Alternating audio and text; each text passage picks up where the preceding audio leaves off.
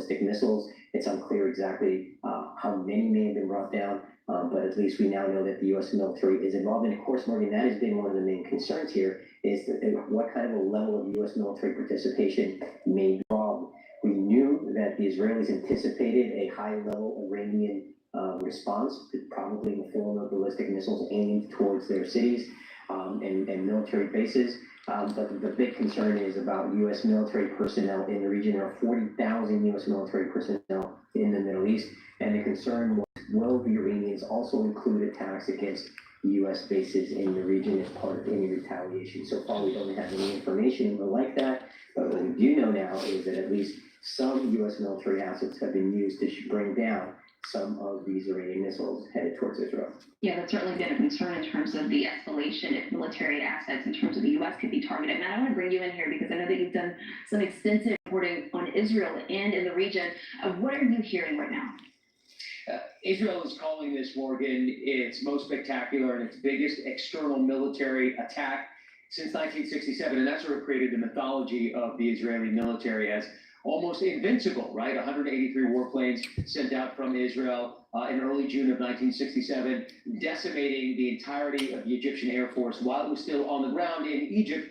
And this is sort of a repeat of that, military official tells me. But he says, it's better if you think about this as a rolling attack. This is not just something that started yesterday. This attack, he says, has been going on for about a year. And the pinnacle of that was probably Israel's reprisal for the Iranian massive missile salvo of last year, where they launched about 300 missiles in the second time. And Israel attacked Iran in October of 2024. And at that point, they essentially decimated Iran's air defense system, making it so that it was naked to Israeli warplanes. And then slowly and methodically since then, they have been building up military personnel, espionage, continuing to infiltrate the very top echelons of the Iranian Revolutionary Guard.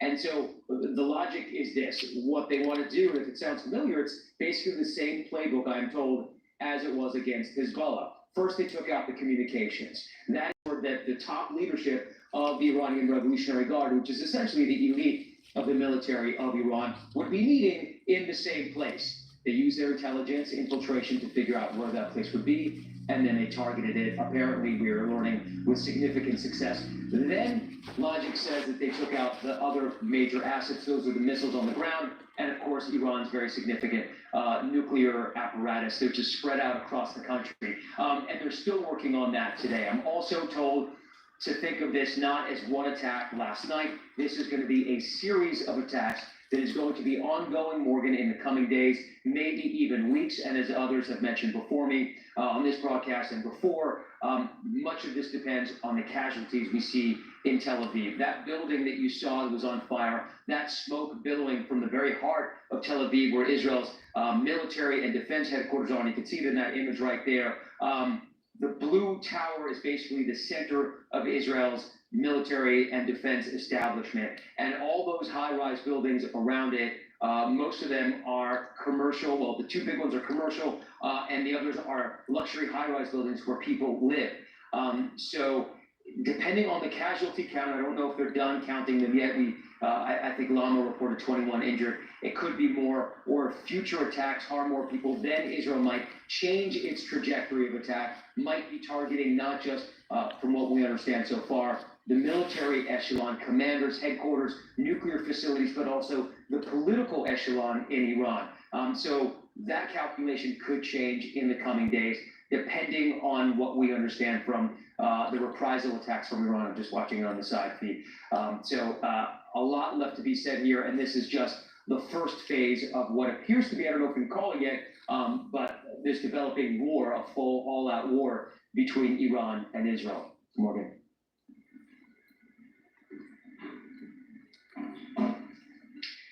All right, Matt Gutman, thank you. Right now, I do want to bring in ABC News contributor and former senior CIA operative Daryl Blocker. The IDF says its air defense system is interested in these missiles. But Daryl, what do we know about the Iron Dome's capabilities? And then how much of a threat it's able to deter? I mean, what's the threshold here?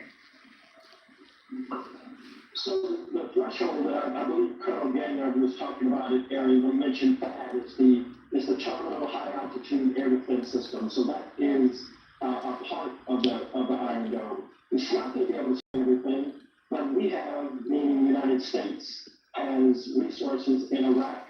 We have resources in Turkey. We have resources in other places that the Iranian incoming has to pass over. So we're not just limited to trying to stop these things from hitting Israel from within Israeli borders, but we're trying to intercept them ahead of time.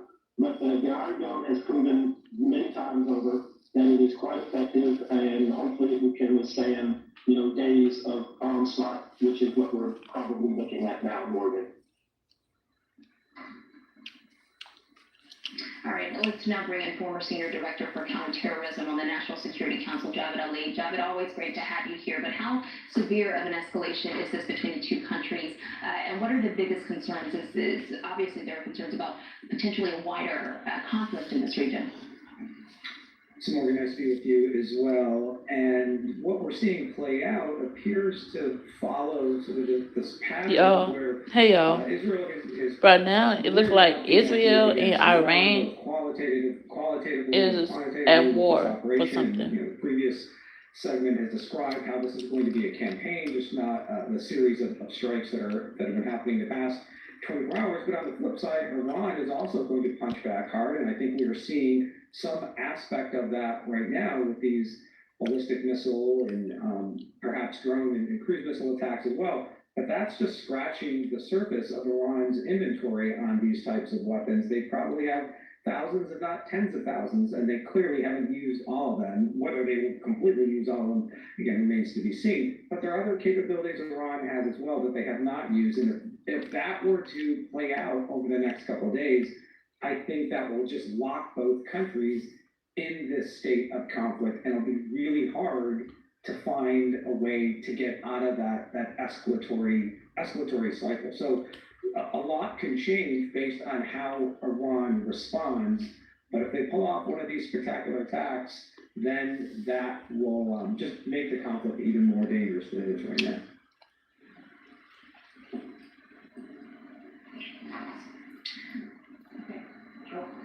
And Lama, we understand that Iran's supreme leader has had a televised statement this evening. What is he saying about the strike exchange here?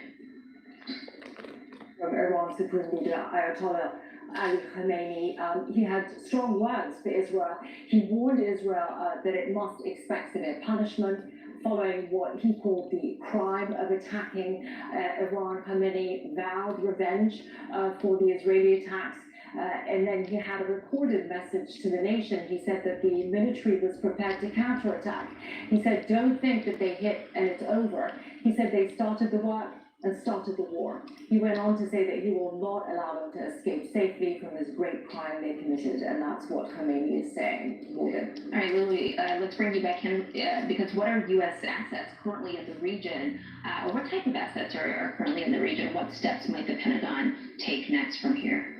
Right, Morgan, we have 40,000 U.S. military troops in the entire region. Many of them are large bases in areas like Kuwait, Qatar, Bahrain, and of course, the 2,500 troops in Baghdad and other parts of Iraq, and about 1,500 now inside of Syria. But there are also 9 U.S. Navy ships in the in the Middle East region. And we just learned that earlier today, 2 additional Navy vessels capable of shooting down incoming ballistic missiles, as happened last year, that the United States provided assistance to Israel in shooting down some of those barrages of missiles coming from Iran. That 2 of those ships are now in the Eastern Mediterranean, obviously closer to Israel than they had been last night, and that this move was done by U.S. European Command as a precautionary move in light of Israel's attack against Iran.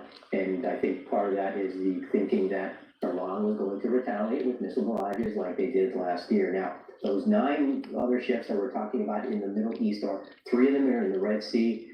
3 destroyers are also in the Arabian Sea, another cruiser there as well. And the big deterrent there is the aircraft carrier USS Carl Vinson.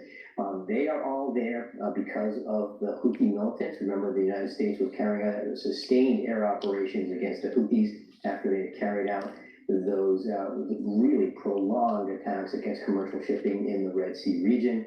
And now that there's a ceasefire essentially on the part of the Houthis with regards to the shipping lanes there, they really have not been busy, but now these vessels are there. They continue to be a deterrent in the region.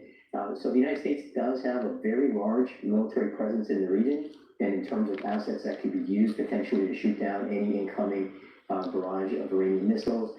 We have the ships that are capable of doing that. We have the THAAD that Darrell Blocker was talking about, and we also have Patriot missiles there. And in the past, when Iran has fired drones, launched barrages of drones, American fighter aircraft were also involved in shooting them down. Now, we don't have any indication right so far today that that has happened, but at least we know that there has been U.S. assistance in shooting down some of the Iranian ballistic missiles that were fired at Iran. All right, Excuse me, at Israel, excuse me. All right, let's bring in Javed because Javed, we know that Tehran is calling this the beginning of the quote crushing response. How might this attack embolden Iran's proxies, and what would that mean for the region in addition to the United States, as Louis was talking about all of the resources that are spread out across the Mideast? So looking at Iran's axis of resistance, that web of groups and organizations that Iran had supported for decades, the Hezbollah in Lebanon, Hamas in the Gaza Strip, Iran's relationship with the Houthis at least a decade. So I don't think actually the resistance partners are going to do much for Iran right now because they've been so degraded. I think the threat is more directly from Iran. All right, let's go back to Lama Hassan. Lama, give us a state of play here. We're seeing the video come in. We talked about the Iron Dome. We talked about just the resources that are in the area, but we also know that this comes in advance of nuclear talks. Where does that stand, and how does all of this impact those potential talks? That's a good question. I think right at this point, I think it's unlikely that those talks will go ahead, given what's going on. And now we have to see how Israel is going to retaliate and what is going to happen, as we've been reporting all night tonight, that this could go on for days or weeks. So I think it will be interesting to see the next steps, what Israel does, and how this will impact these talks. But I think at this point, it's probably safe to say that we can expect them not to go ahead, Morgan. All eyes on those talks and to see if those are on or off the table. Lama, Louis, Matt, Darrell, and Javed, as always, thank you both. All right, we'll have much more breaking news coverage just ahead by launching another barrage of missiles at Israel as tensions soar across the region. We're watching ABC News Live reports.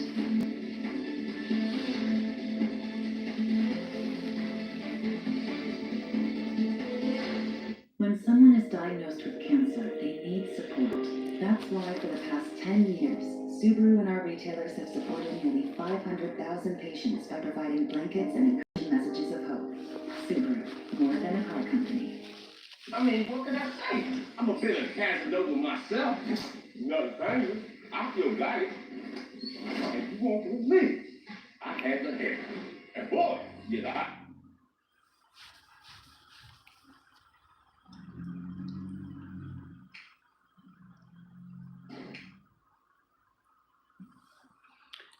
Let's see what's on YouTube. Let's react to Casanek and him talking about the BET after party.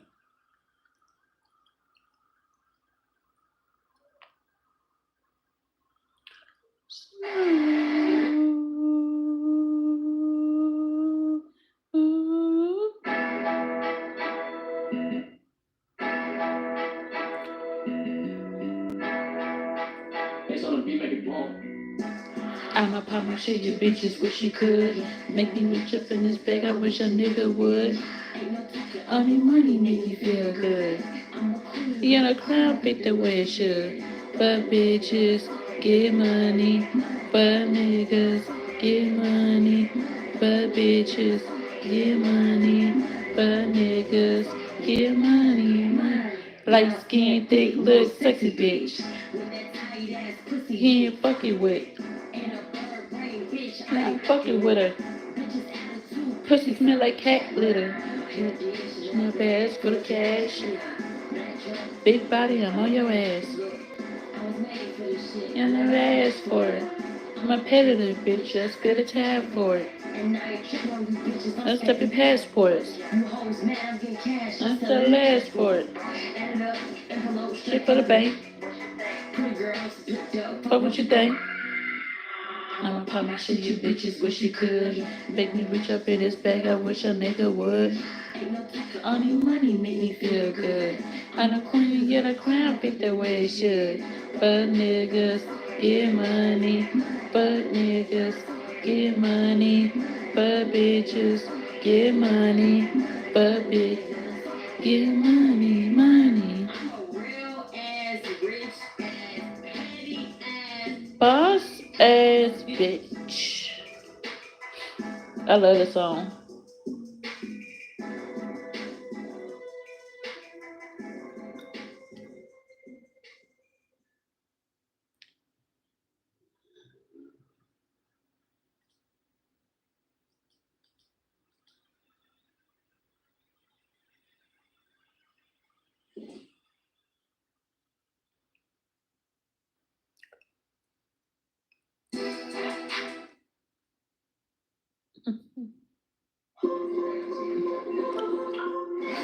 If you can pay anyone, anywhere instantly, your renter's insurance should. I'm talking about, bro, what? How are you, man? Hey, Flashy! How are you? How are you? I'm good. You good? I'm good, you good? I'm going to keep on, you good? No, I'm good, keep on, you good? You too much English, bro. Oh, we get all his clothes, bro. You took way too much English. No, Ray did. No, he really know bad English. That's it. What? What's some stuff you know? Needle. You ain't Steelers. What? What's some stuff you know? You gotta start being able to respond. You know what we say? Start responding, yeah? Sorry. Yeah, so man, so no, I ain't good, bro. Oh, you good? All right. My bad. That's not the video. Act right.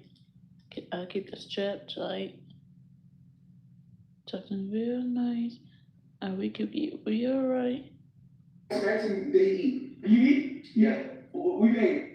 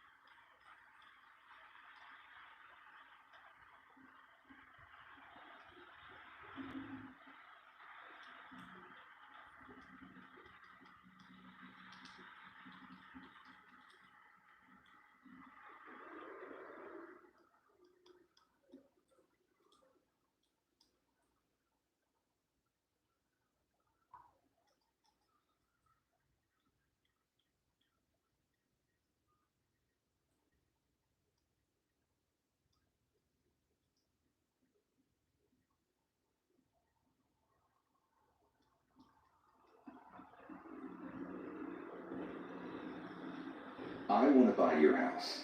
I can pay you cash for your house no matter what condition it's in. If you need to sell your house for any reason, click. All right, y'all. So in wrapping up our BET Awards.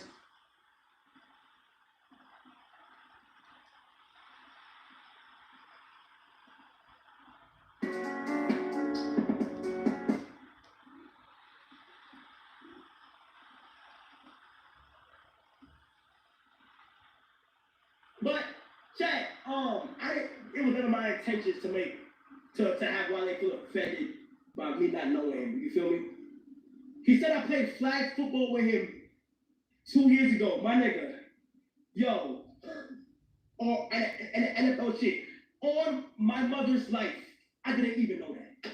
But Chad, it was never my intentions to have Wale feel offended. I was 9 years old who Wale was, but when he approached me, I was still confused. He said I made him look crazy, but when he approached me, I was, yo, Chad, You could even tell I was so confused, bro. Like I just did not know, game. You feel me? I was 9 years old, who Wale was, but when he approached me, One thing I hate about celebrities is that they expect everybody to know who they was or who they is. If I'm 9 years old, if I'm 9 years old listening to an older person rap or sing, mind you, I'm 9 years old. I don't know shit. I don't know shit what that person rapping or singing about. And then years later, we grew up, right? Years later, the nigga a bigger superstar than he was before. But again, like at the time, 9 years old, a lot of kids not gonna remember what they did at 9 years old. I mean, a lot of adults is not gonna remember what they did at 9 years old. You know, some will remember, but shit, I better remember what I did at 9 years old. So it's the fact that Wale got offended because Castaner did not know who he was. I'm probably not gonna know who that nigga is either. Truth be told,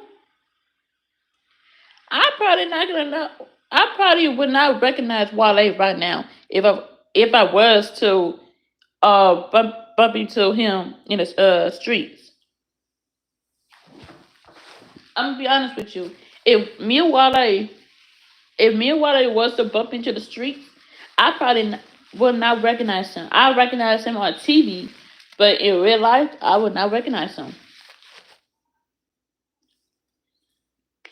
So how you gonna get mad at a child at 9 years old listening to your music and mind you, Wale only had like a couple of good hits.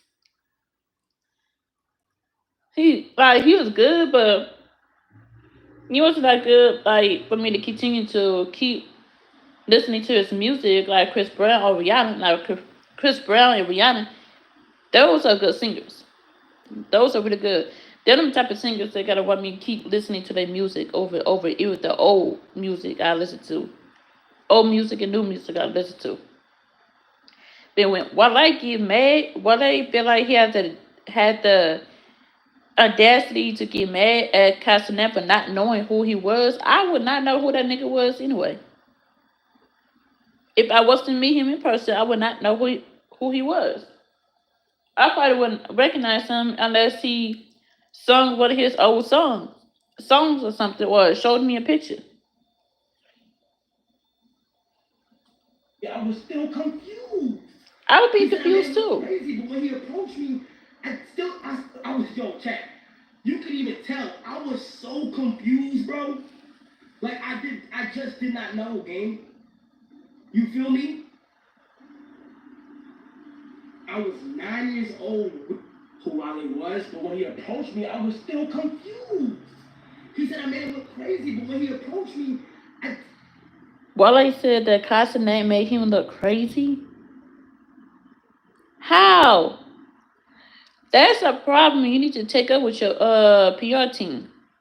Whoever your team is, that's a problem you need to take up with them because at the end of the day, a lot of people now is not gonna know who you is. They either not gonna know who you is or they're not gonna recognize who you is because it's been years. Long time ago. You came out Wale came out when a lot of us was kids listening to his shit. But he wouldn't have the audacity to get mad because Castanet does not know who he is. And he was confused on who he was. Come on now, that's not fair. No, you can't hold that against him. That's not fair. still, I was, yo, chat. You could even tell I was so confused, bro. Like I just did not know, game. You cannot expect a 9-year-old to know who you is 20 plus years I was later. 9 years old, who Wale was. Okay, I know this song. This is a classic, man. Okay, I was 9 years old when this came out. I was 9 years old when this song. I ain't gonna lie, bro. I Right, genuinely didn't. Wale is a full grown man at the time. But when he approached me, I think Wale was grown at the time. He said I made him look crazy, but when he approached me, I was chat.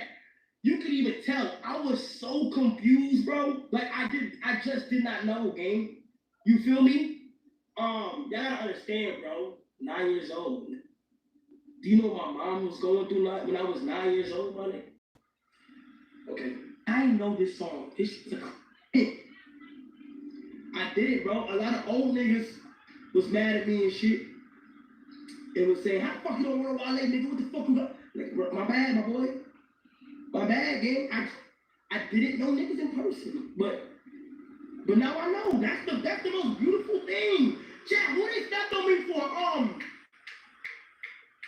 Killer Mike is his name? Remember when Killer Mike won Best Album of the Year over Travis Scott? Remember? Yes, I didn't even know who Killer Mike was, but now I know who Killer Mike is. Yeah, Robin Thicke. I don't know niggas on the faces, chat. I didn't even know niggas on the faces, bro. Shit, for the longest, I didn't know who Robbie Thicke was until he made that song with T.I. and Pharrell.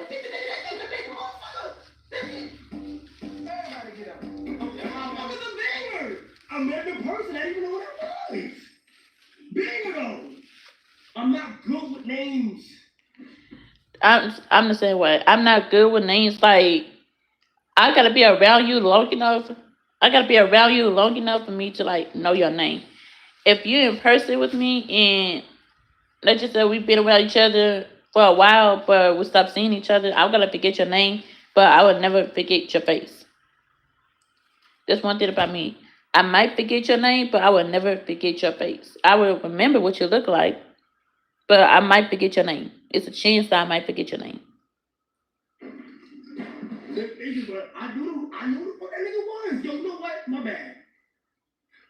You know what we gonna do? One day, we gonna do a big throwback. Check. One day, we gonna do a big throwback Thursday or something like that. And we are going to do something where we just get all of like the OGs of the shit. All the OGs of the shit, and we just sit down with all the uncles and aunties in the chat, and we just talk mad shit. And I did it, bro. A lot of old niggas was mad at me and shit, and was saying, "How the fuck you don't want to Wale, nigga? What the fuck you got?" Like, bro, my bad, my boy. Again, like, for a while, I did not know who Pharrell was. For a while, I did not know who Robin Thicke was. For a while, I didn't even know who Luther Vandross was. Excuse me if I say his name wrong. But I did not know who Luther Vandross was until one of the OGs in my family started to play his music a lot. His music got remixed. But I didn't know who he was for a while until they brought him up again. And I asked who Luther was. I didn't know who Luther was. I didn't know no type of information on Luther and try to find out he was a real old OG in soul and hip hop era. He did a lot of soul music and R&B music. Soul and R&B music. But while I had the audacity to be mad at Kai Snap for not knowing who he was. If you don't get the fuck up out of here.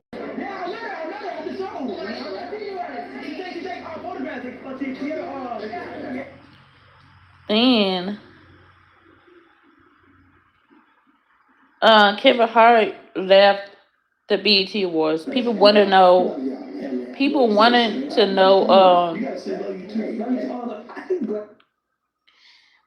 know why Kevin Hart left BET Awards.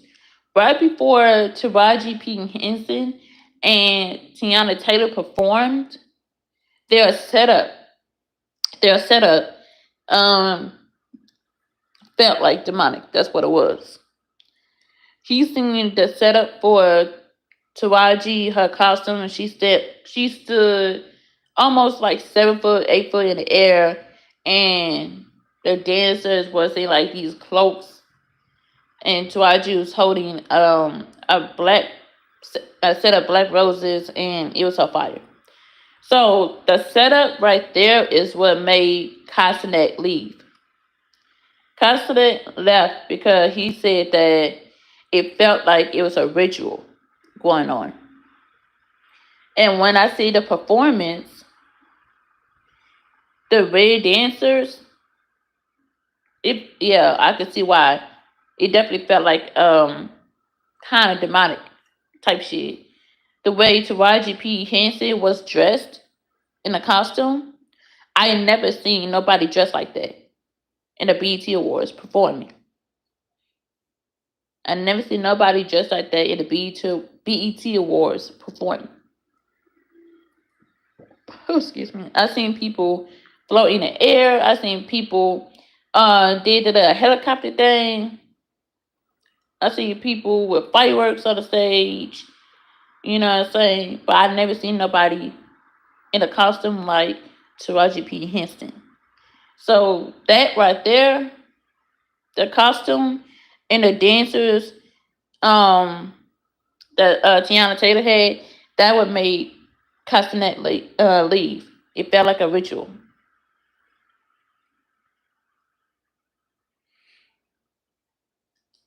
Why are you over here? Like, why are you over here?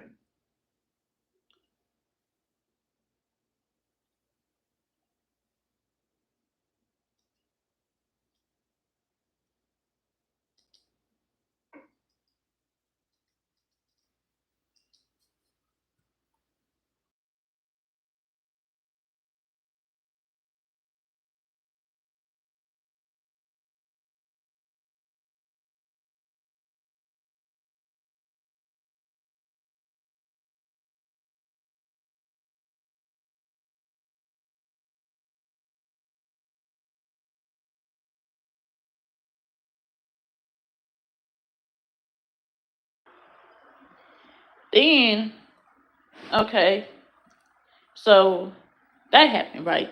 Before that happened, Castanet invited Talia to come to the BET Awards. He invited Talia and he invited Rakai. And also, Kevin Hart invited Castanet and he also invited Drewski. Now, the way they treated Talia on the red carpet was so unfair, unprofessional, and somebody needs to get talked about. Okay? Like, 'cause if that was me, I would have been on their ass. I would have had my foot up on their necks. 'Cause y'all gotta go see the red carpet event and how they treated Talia from the AMP squad. Now, mind you, Talia is one of the main people from the AMP squad. Okay? Everybody knows Talia. Everybody knows Agent. Everybody knows Duke Dennis. If you watch his Castanet, you know who Agent is. You know who Duke Dennis is. You know who Talia is. You know who Castanet is. And you definitely know who Phantom is. Phantom is the CEO of AMP. But the way they treated Talia like he wants a shit. He would try to get Talia and his daughter kicked off the red carpet.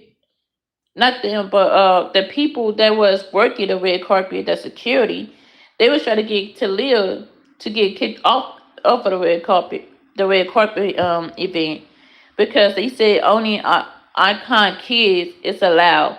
Icon and Icon kids was allowed on the carpet. But again, like if you've been watching Castanet, Talia has been around Castanet long enough for everybody to know who he is. And I can't sit up here and fake like I don't know Talia and I be watching Castanet. Come on, then, let's be real. And then you got Davis. Like I don't know Davis too much because when I first came around and started watching AMP, I didn't really see Davis a lot. I seen Agent, Phantom, Kai, you know, and I barely seen Duke Dennis. Duke Dennis would come in every now and then, but Duke is a part of the MP, you know. However, it's just like when you watch Castanet, you're watching the whole squad. The whole squad watches each other live stream.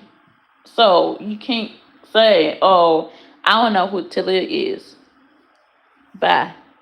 They definitely did Talia dirt at the red carpet. And I would have told Kai, like, look, you cool at all, but don't invite me to no events like that. If this is how I'm going to get treated at the red carpet.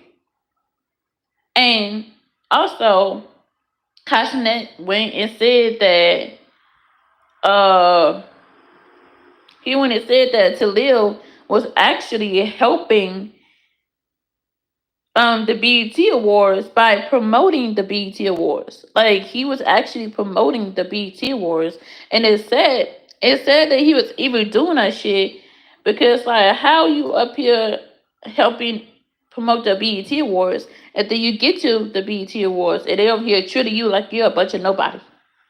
They treating you and your daughter like y'all nobodies. I would be like, you know what? Yeah, I'm done. This is gonna be my first and last time ever going to the BET Awards. So I feel so bad for Talia because it's the fact that Castanet is well known and the BET people, the people that put the BET Awards together act like Talia's not well known, but Kai's well known, Juicy is well known, Phantom is well known, Duke is well known. Almost the whole MP squad is well. So how the fuck the BT people did not know who Talia was? That's mad crazy. At the whole time Talia was there, he was steady getting denied, getting to the red seats, like getting to the seats. Like they was giving him mad trouble on the red carpet. At this time to get settled down, they still was not trying to let him come in. They still was not trying to let him come in. Like they was really trying to get his ass out, off of the red carpet. I mean, they were trying to kick him off for good, for good. They were trying to kick Bakai off. That little boy did not need to be there. I'm sorry. That little boy Bakai did not need to be there at all.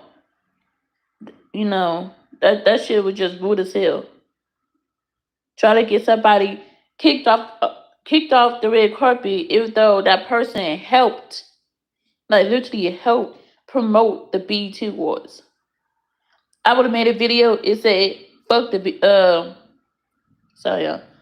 I would have made a video. It said fuck the BET Awards. Don't ever invite me back to the no motherfucking BET Awards for anything. I don't care if you need me for security. I don't care if you need me. You need me by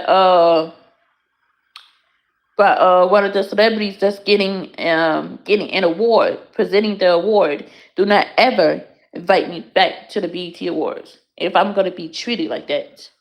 That shit was so damn embarrassing. And then the fact that it was on national television, it was on national television for everybody to see. They can't cover that shit up. That's something that they can't cover up. That's something that they can't outplay or try to make up an excuse for. So therefore, that shit is wilding. They was wrong for that. They was dead ass wrong. They knew that Talia was coming and still treating him like shit.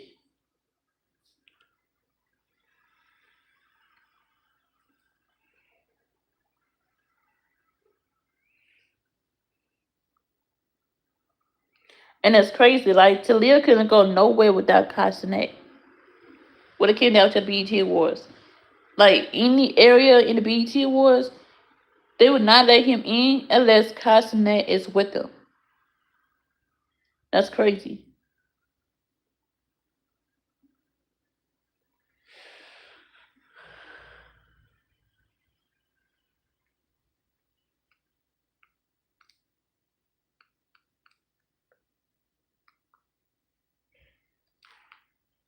vlog.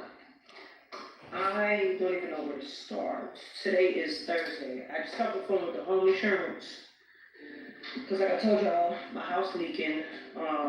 So let me tell y'all the backstory. So about a month ago, there was a really bad storm here in Texas.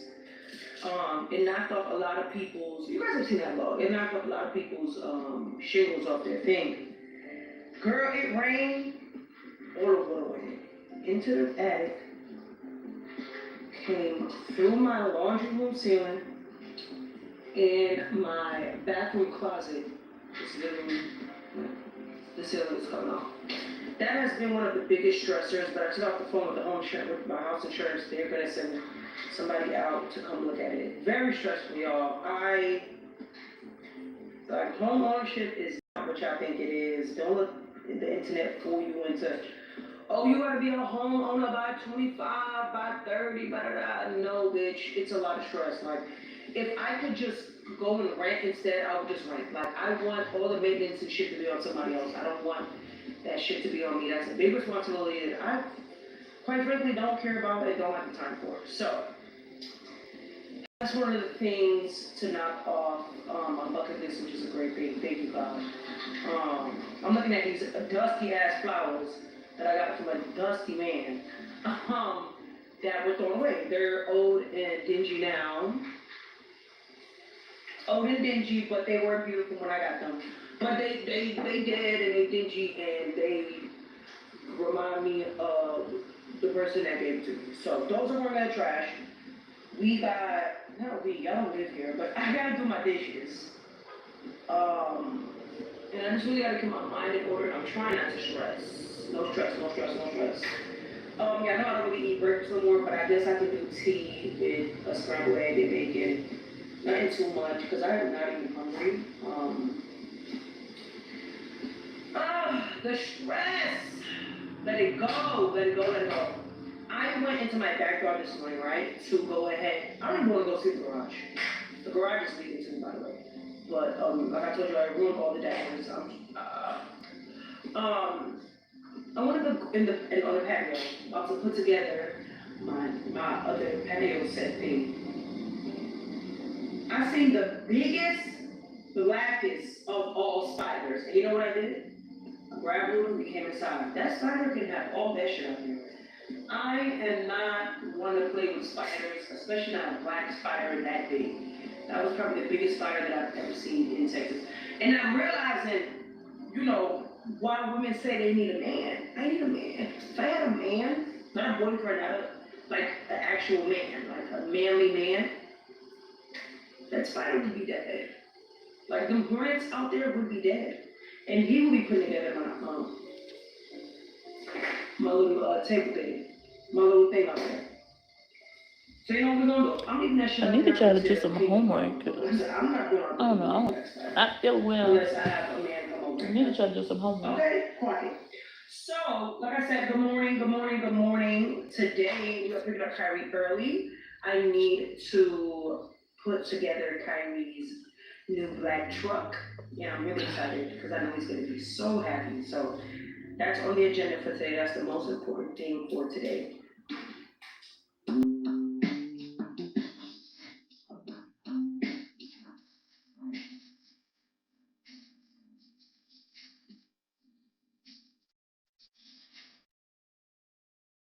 So I watched this girl named Army Barbie on YouTube, and she has a BBL. But the thing is that her BBL looks so natural. It fits her body weight and everything. Like, some girls get BBLs and that shit be looking sloppy. It don't even look natural. Army Barbie, her BBL looks natural. Like, it looks like her natural ass.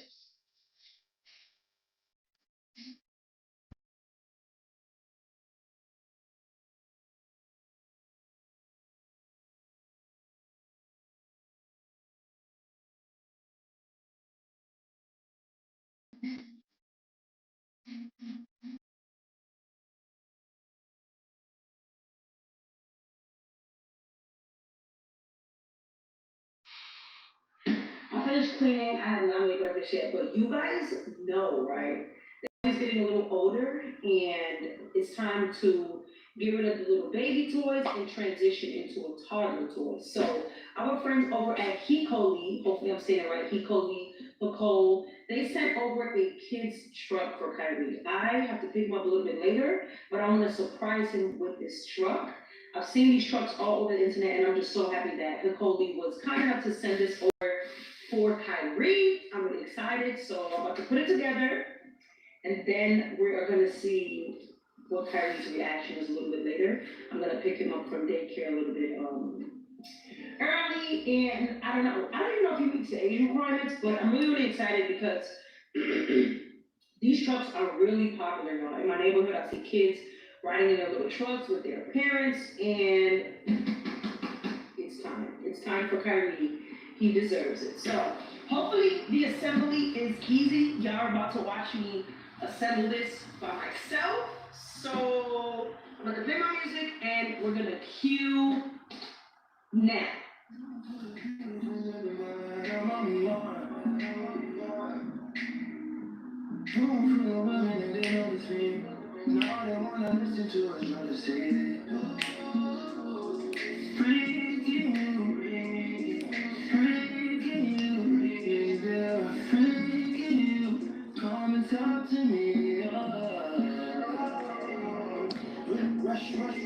I'm gonna get copyrighted. So pretty, girl, you belong what's your fantasy? Say something you would never did. Go real. I took my wrist like I'm a fish. I didn't want my chest like a fish. These times I ain't no hiccup. These times I hit on really, really make you. This time really gonna make you come like this time is wrong time. I didn't know we're gone. This time I know there's more.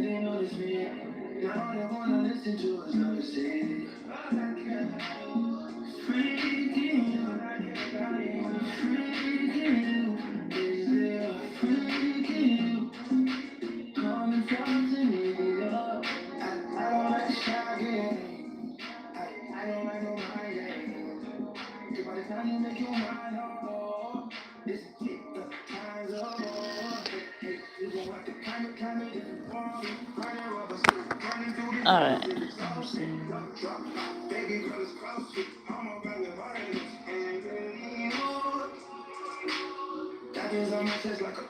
My phone's at 14.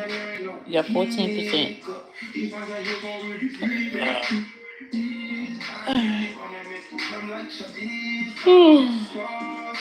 I got a headache. I've been having a headache all day.